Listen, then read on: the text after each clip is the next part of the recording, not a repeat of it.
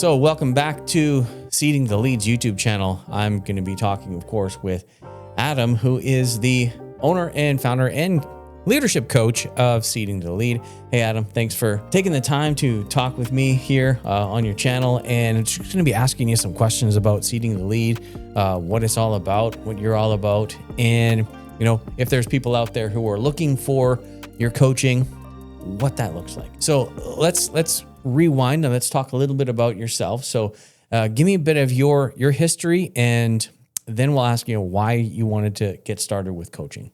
Really, before I even got into coaching, before I started Seeding the Lead and looking at leadership, I've been working as a nurse for over a decade. I've worked the gambit from hospital nursing, then I started working out in community. I specialized in mental illness and addictions out there. I worked out in a medical clinic. I ended up running a bunch of night shifts and evening shifts at a couple different places. And from there, I kind of moved into more just outpost nursing, which is essentially where they say, hey, we have no medical professional. You are the medical professional. Okay. You have to figure out any medical questions that somebody might have. If there's a medical emergency, you're it. If you have any concerns or issues, figure it out. It's one of those things of, it's a fun job to have until the shit hits the fan. Okay. And then who can you rely on? You. You're it. All right. So now the transition. So you were doing this for a decade, and then you decided that, you know, I want to change things up. So what point were you at when you decided that, hey, I want to change and I want to go into coaching? Well, it's one of those things. So in my medical career, what I noticed was the leaders that we were getting into leadership positions had no idea what they were doing.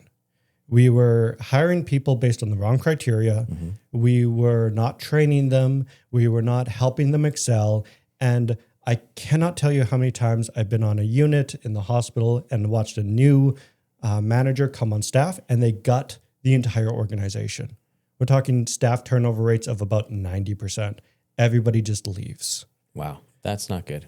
Absolutely not. And I remember very clearly one person. So we'll call her Jessica. Jessica got into management not because she was good as a manager, but because she was liked by other managers. Gotcha. And she had a degree. When she got into a management position, she gutted the entire organization. But on top of that, she ended up getting screwed over unbelievably hard because, again, she didn't know what the hell she was doing. Everybody hated her, so they all left. And then when upper management came looking in and saying, what the hell's going on here? They said, Jessica, you're to blame. They ended up not firing her, but very, very sternly saying, hey, it's time to move on, or else we're going to help move you on. And so she left promptly afterwards to spend a lot more time with her children. Unfortunately, because of the mistakes that were made, because she never got the support, because they didn't hire the appropriate person, Jessica's unable to work within long-term care, that field, ever again. Her reputation has been tarnished. It was bad. So she's had to move completely out of the city to find work. Yikes. That's terrible that happened. And really, it could have been avoided. Oh, absolutely. It really could have been avoided. So because of scenarios like that, you decided to go into coaching. Now, who is the ideal person that you want to help? The people that I'm looking to help are the ones that are either interested, one, in becoming leaders themselves. Maybe they want to get into management. Maybe they're in management and they're just struggling.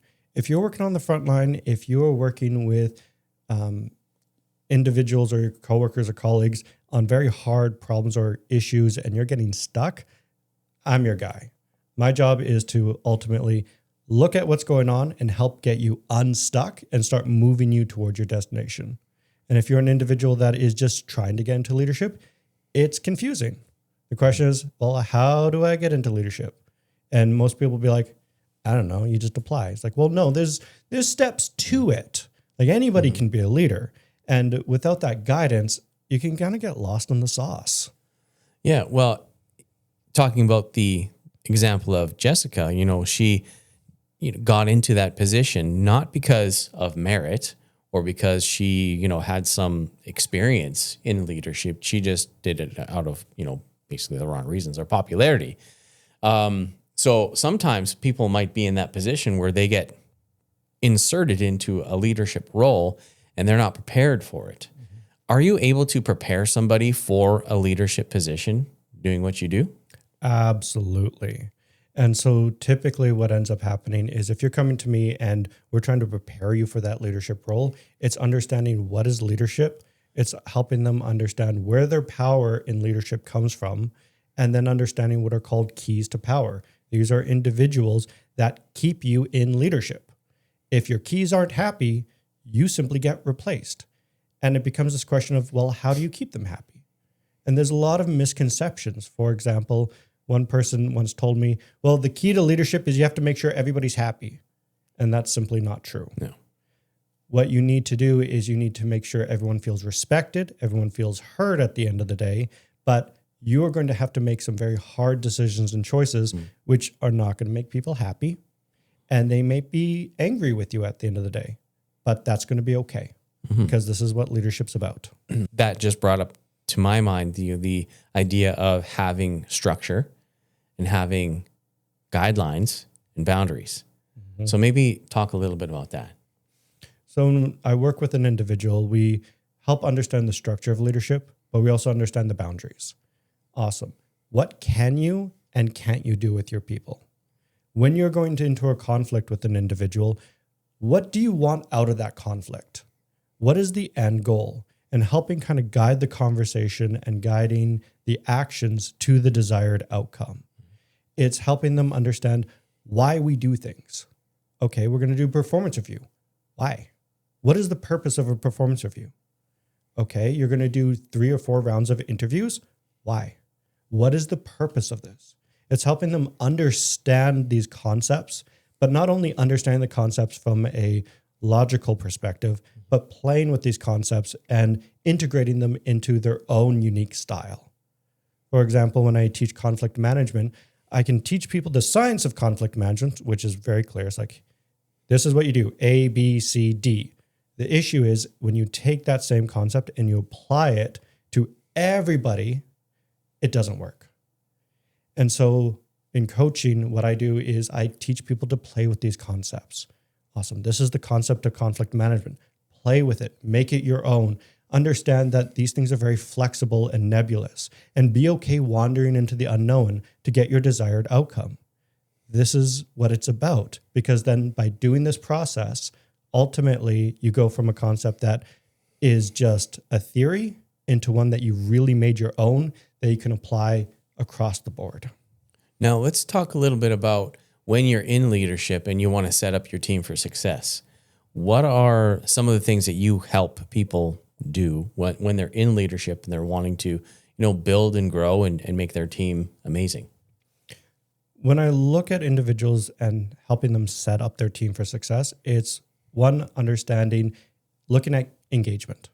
Is their team engaged with them or not? If they are engaged with them, that's super awesome. What type of feedback are they receiving on a regular basis? Helping them understand there's what they're hearing, and then there's the things that are not being said. I'm always far more interested in what is not being said. And I often challenge my clients and my leaders to always be asking, awesome, what is not being said in this meeting? They're saying this, what's going on here? I help them with burnout. I look at their lives in general, because oftentimes what I find is leaders have very unbalanced lives. Maybe they are working way too hard at their job and they're not taking care of their body. So it's like, cool, let's fix that. Let's look at your life from a holistic lens. Maybe we need to get your diet on point. Maybe we need to get your sleep on point. Maybe we need to start work on emotional regulation, because when you go into that office, I can't have you sleep deprived, angry, unable to control your emotions, because that destroys trust in your leadership style and it destroys your respect. What you're saying is basically for someone to be a good leader, they have to be ready, fresh, prepared, and be taking care of themselves so that they can then in turn give back into their team and make sure that they're functioning well. The first step in leadership is making sure that you're taking care of yourself and you should always be leading your life first. From there, we can then branch out to the other person. One of the biggest mistakes I see time and time again is everyone focuses on everybody else. They're the problem or they're the solution. It's like, no, let's start with ourselves first. Let's get ourselves on track. And then we can work on everyone else. Then we can start working on all the other skills such as conflict management, time management, having difficult conversations, doing public speaking. These are all skills that are involving everybody else, but they simply don't matter if you're falling apart. Yeah, no, that's true. I mean, you're unable to administer any of that, or you can't lead anybody if you can't lead yourself, right? That's really comes down to, you have to have the self-discipline. You have to, be able to lead your own life before you can lead others, right? Oh, absolutely. I remember one gentleman, his name was Rick. Rick was a absolutely phenomenal manager, but he was not working out. He wasn't eating healthy. He wasn't sleeping right. He was working way too hard. He ended up burning out so badly that his wife took him to the hospital. She was genuinely concerned about him and said, Rick, I need to take you to the hospital, because Rick was borderline mentally unstable. And the hospital took one look at him and said, you're stuck here for the next 24 hours until we can figure out what's going on with you. And it just turned out Rick's life was just unbalanced. We needed to fix it because he was falling apart. Wow, that's extreme. So let's say somebody's watching this video and they want to get started with you. They're curious. What's step one? Step one is just simply reaching out. You can send me an email. You can reach out to me on my website, on my Instagram, on my YouTube. And if you have any questions, just ask them. If you're not quite there yet, I would encourage you look at some of my YouTube videos. They have some phenomenal information about leadership and things that might be able to help you out with the stage that you're at. You can also head over to my website and take a look at some of the worksheets and the information I have up there that could also help kind of guide you. But I would always encourage anyone who's stuck and they're just wanting to get started, just simply reach out. I'm here to help. All right. Well, thanks so much for taking the time today. I think that, anybody who is interested in growing and becoming better at what they do, becoming a better leader, or just getting equipped to be a leader, should sit down and have a conversation with you and at least see what they can do to get started down that path. Go to seedingthelead.com, seedingthelead.com, fill out the form, check out the worksheets. There's some free stuff there that's great for you to try. And yeah, of course, you can always reach out to Adam at any of his social media touch points.